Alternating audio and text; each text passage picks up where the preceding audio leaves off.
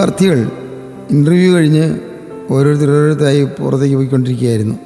ഒരാൾ ഇൻ്റർവ്യൂ കഴിഞ്ഞ് പുറത്തിറങ്ങിയപ്പോൾ കയ്യിലുണ്ടായിരുന്ന മെമ്മോ കാർഡ് അവിടെ ആ വാതിൽക്കിട്ട് കടന്നുപോയി. പിന്നെ വന്നവർ പലരും അതവിടെ കിടന്നിട്ട് അത് ശ്രദ്ധിക്കാതെ അവർ ഇൻ്റർവ്യൂ പോയി.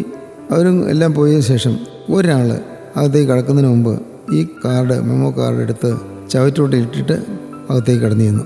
അപ്പോൾ അവിടെ ഇൻ്റർവ്യൂ ചെയ്യാനിരുന്ന ആളുകൾ പറഞ്ഞു, എപ്പോഴാണ് നിങ്ങൾക്ക് ജോലിക്ക് ജോയിൻ ചെയ്യാൻ പറ്റുന്നത്?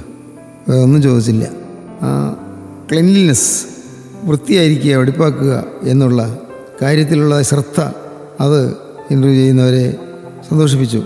അത് ആ യുവനക്കാരൻ്റെ ഒരു യോഗ്യതയായി ഒരു കണക്കാക്കി. നോക്കും, ജീവിതത്തിൽ എപ്പോഴും വൃത്തിയുള്ള വേഷം, ആഡംബരങ്ങൾ വേണമെന്നില്ല, വൃത്തിയുള്ള ഒരു വേഷം, വൃത്തിയുള്ള ജീവിതം, വെടിപ്പുള്ള പെരുമാറ്റം, വളരെ വിനയാന്വിതമായ ജീവിതം, തെറ്റ് ചെയ്യുകയില്ല എന്നുള്ള നിർബന്ധം, ഇവയ്ക്കെല്ലാം ഉണ്ടെങ്കിൽ നമുക്ക് ജീവിതത്തിൽ വിജയിക്കാം. ഒരു കാരണവശാലും ഞാൻ പാവത്തേക്കും പോവുകയില്ല എന്നുള്ള തീരുമാനമെടുക്കുന്ന ഒരു ദേവദാസന് മരണത്തോളം വിശുദ്ധിയിൽ പാലിക്കാൻ സാധിക്കും, വിശുദ്ധിയിൽ ജീവിതം നയിക്കാൻ സാധിക്കും. അങ്ങനെ അനുഗ്രഹീതമായ ശോഭനമായ ഒരു ഭാവി നേടാൻ സാധിക്കും.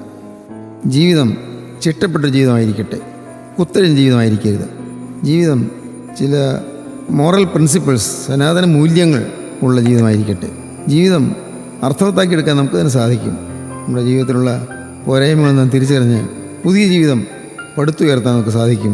ക്രിസ്തു നമ്മുടെ ഹൃദയത്തിലേക്ക് വരുമ്പോൾ ക്രിസ്തു നമ്മുടെ ജീവിതത്തെ ക്രമപ്പെടുത്തരും. ക്രിസ്തു നമ്മുടെ ജീവിതത്തെ അനുഗ്രഹിക്കും.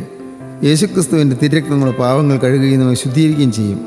ഒരു നവ്യമായ അനുഭൂതിയിലേക്ക് കർത്താവ് നമ്മെ നയിക്കും. സമാധാനം നമ്മുടെ ഹൃദയത്തിൽ തരും. സന്തോഷമുള്ള ജീവിതം നയിക്കാൻ നമുക്ക് സാധിക്കും. ക്രിസ്തുവിൽ ആശ്രയിക്കുക, ക്രിസ്തുവിനെ വിളിക്കുക, ക്രിസ്തുവിന് പ്രസാദകരമായ ജീവിതം നയിക്കുക. അങ്ങനെ ജീവിതം പ്രശോഭിതമായി തീരട്ടെ.